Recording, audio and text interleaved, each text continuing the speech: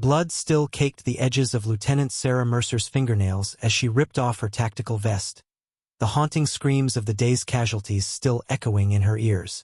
She hadn't meant to show anyone. Not today, not ever.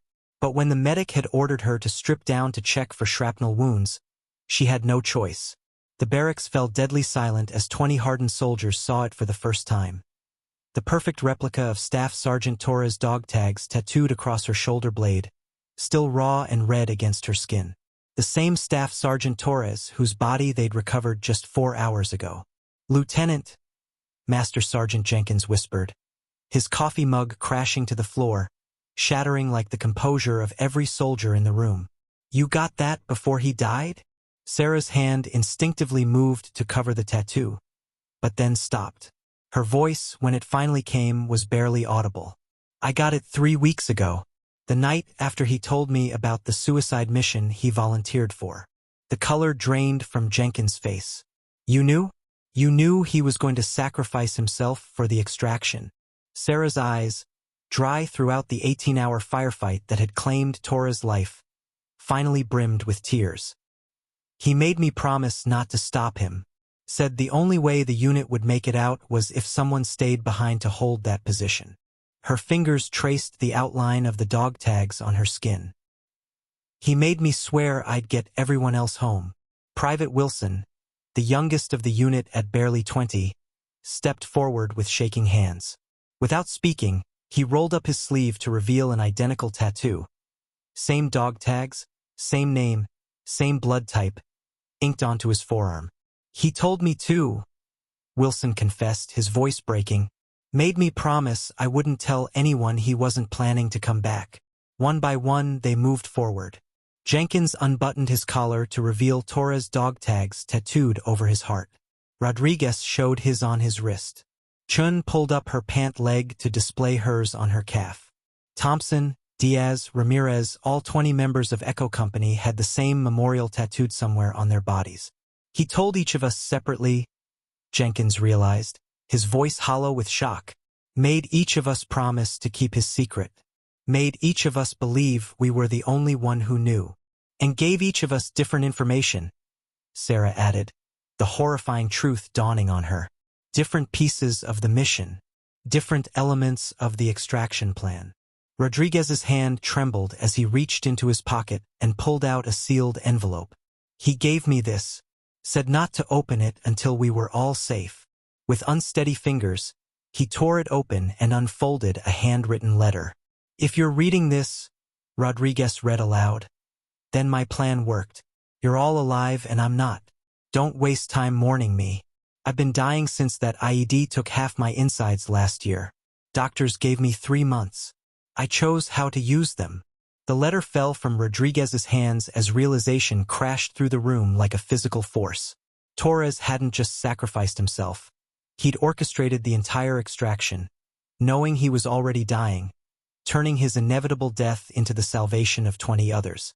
"There's more," Wilson said, producing another envelope from his pack. "He gave me this too." Inside was a detailed map of enemy positions that shouldn't have been possible to obtain, along with a USB drive. When they plugged it into the tactical computer, what they saw made even the most battle-hardened among them gasp. 6 months of surveillance footage showing Torres infiltrating enemy lines during his supposed physical therapy leaves, gathering the intelligence that had made today's impossible extraction possible. The final video file was time-stamped from the night before the mission. Torres' face filled the screen, healthy and smiling in a way none of them had seen in months. "If you're watching this, congratulations on not getting your stupid asses killed," his recorded voice said, with the dark humor they all recognized. "Check your bodies. I'm betting every single one of you got my tags tattooed somewhere after I told you my plan. You predictable, sentimental fools." 20 soldiers stood frozen, each realizing they hadn't been special. They'd been strategically manipulated by a dying man determined to save them all, even from themselves.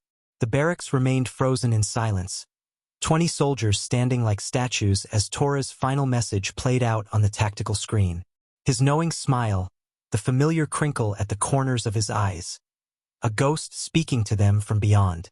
"Here's what none of you know," Torres continued from the recording. his voice strong despite the subtle yellowing of his skin that they could now recognize as jaundice. I needed all of you to believe you were carrying a piece of my plan alone. The burden of knowledge is easier to bear when you think it's yours to carry. But the truth is, you've always been stronger together than apart. Master Sergeant Jenkins, a man who had survived 3 tours without showing a flicker of emotion, slowly sank to his knees. His weathered hands, which had steadied rifles and dragged wounded comrades across battlefields, now trembled uncontrollably as they covered his face. No one moved to help him. No one dared break the spell of this moment. I've watched each of you get my tags tattooed, Torres continued, a hint of amusement in his voice. Different parlors, different days, all the same design. You all thought you were being original. He laughed, the sound hitting them like physical blows. Jenkins, you almost caught Rodriguez leaving the shop in Kabul. Sarah, you were right behind Wilson in line at that place in Dubai, but you were too lost in your own head to notice him. The weight of this shared secret, this burden they'd each believed was theirs alone, settled across the room like a physical presence. These were men and women who had faced death daily, who had stepped over bodies without flinching, who had learned to sleep through mortar fire. Yet now they stood paralyzed, stripped of their carefully constructed armor by a man who had seen through them all. Private Santiago, who had barely spoken 3 words since joining the unit, suddenly slammed his fist into the wall with such force that the plaster cracked. "You manipulative son of a bitch," he whispered, tears streaming down his face. "You goddamn hero." Lieutenant Sarah Mercer found herself unable to move, unable to fulfill her role as commander, as the steady presence in crisis. The tattoo on her shoulder blade seemed to burn now, a brand of both shame and pride. Torres had known them all so well, known they would each carry his memory this way, known they would each believe themselves special for doing so. The mission you just completed wasn't just about the extraction, Torres continued on screen, his voice growing more serious. It was about proving something to yourselves. Each of you has been carrying guilt since we lost Mitchell and Perez last year. Each of you believes their deaths were somehow your fault. 20 heads snapped up in unison. 20 pairs of eyes widened in shock. "That's right," Torres nodded on screen, as if he could see their reactions. "I've heard every one of your late-night confessions, your whispered regrets when you thought no one was listening. You've all been carrying the same weight, thinking you were the only one crushed beneath it." The room seemed to shrink, the air growing thinner. These soldiers had lived side by side for years, had shared meals and foxholes and firefights, yet had somehow remained islands, each drowning in private guilt while surrounded by others experiencing the exact same thing. Rodriguez, whose steady hands made him their best marksman, suddenly found himself unable to stand. He sank to the floor beside Jenkins, shoulder to shoulder with the man he'd privately blamed for decisions that had cost lives. "Today's mission required each of you to trust the others completely," Torres continued. "Not just with your lives, but with your deepest fears. I needed you to remember what made Echo Company special in the first place. Not just skill or training, but the bond that transcends all that military bullshit." Wilson, the youngest among them, stepped forward and placed his hand on the screen, covering Torres' face as if trying to reach through time and space to touch him one last time. "He knew," he whispered. "He always knew." "What?" Diaz asked, finding her voice for the first time. "That we were broken," Wilson said, his young face suddenly ancient with understanding. "Not just as soldiers, as people. He saw us drowning in our own silence." Torres' image smiled, as if hearing Wilson's realization. "My final order to Echo Company is simple. Take off your armor. Not the Kevlar, the other kind. The kind that's keeping you from healing. Show each other your tattoos. Show each other your scars. Stop pretending you're invincible when you're surrounded by the only people in the world who understand exactly how fragile you really are." The screen went black, but Torres' presence remained, hanging in the air between them. For what felt like an eternity, no one moved. These warriors, trained to leap into action at the slightest provocation, found themselves paralyzed by the most difficult battlefield they'd ever encountered: vulnerability. Then, without a word, Lieutenant Sarah Mercer did something unprecedented in her military career. She removed her tank top completely, standing in just her standard-issue sports bra, turning slowly to display Torres dog tags tattooed across her shoulder blade for all to see clearly. "No more hiding," she said, her voice steadier than she felt. Lieutenant Sarah Mercer's unprecedented vulnerability hung in the air like a challenge. For soldiers trained to view emotion as weakness, her deliberate exposure of both her tattoo and her raw grief created a moment suspended between their old world and something entirely new. Master Sergeant Jenkins, still on his knees, looked up at Sarah with eyes that had witnessed 3 decades of warfare. His face, normally locked in the impassive mask of command, crumpled in a way none of them had ever seen. 26 years, he said, his voice barely audible. 26 years in uniform, and I never. He struggled to find words, then simply unbuttoned his shirt completely, revealing not just Torres dog tags tattooed over his heart, but a constellation of other memorials spanning his chest and shoulders. Names, dates, unit insignias. A living memorial to every soldier he'd lost under his command. "I thought it was my burden to carry them," Jenkins confessed. "My penance for being the one who survived." Rodriguez moved next, stripping off his shirt to reveal not just Torres tags on his forearm, but burn scars across his back that none of them had ever seen. Wounds he'd hidden for years out of some misplaced sense that injury equaled weakness. "Fallujah, 2016, he explained quietly. "Never reported it. Thought it would get me pulled from the unit." One by one, they followed, each revelation more stunning than the last. Chun showed a tattoo of her sister's name, killed in the Pentagon on September 11th, the reason she'd enlisted.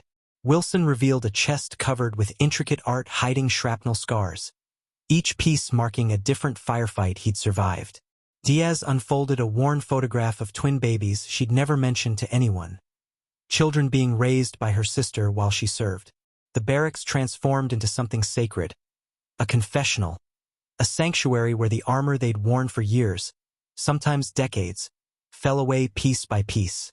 Soldiers who had only ever discussed tactical objectives and mission parameters now spoke of nightmares that kept them awake, of letters from home they couldn't bear to read, of guilt that followed them across continents.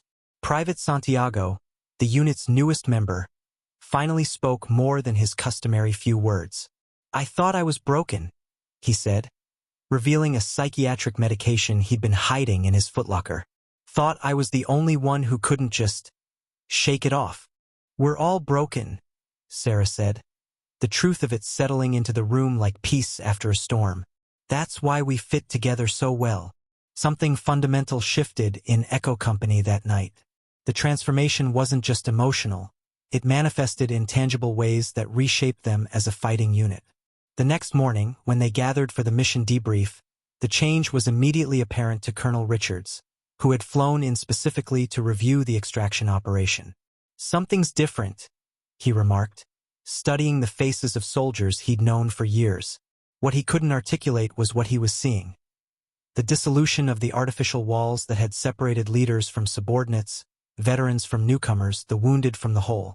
The unit moved differently now, not with the rigid formality of military protocol, but with the fluid coordination of something closer to family. During the debrief, when Private Wilson suggested a tactical adjustment that contradicted Lieutenant Mercer's assessment, the old Echo Company would have maintained silence, respecting the chain of command above all. Instead, Sarah tilted her head, considered Wilson's point, and incorporated it immediately. "Torres would have thought of that," she acknowledged, nodding to Wilson with newfound respect.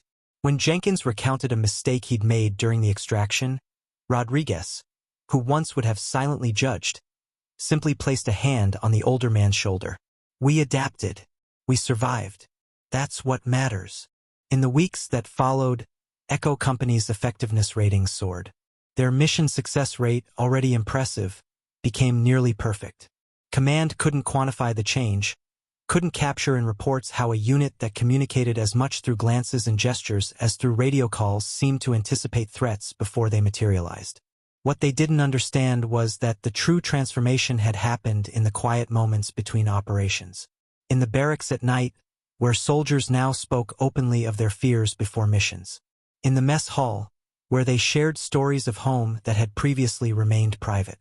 In the training grounds, where they corrected each other without ego or defensiveness.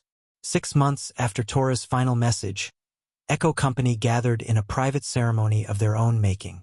Each member had added a small, identical symbol to their original dog tag tattoos. A broken chain made whole again, designed by Diaz, who revealed a talent for art no one had known about.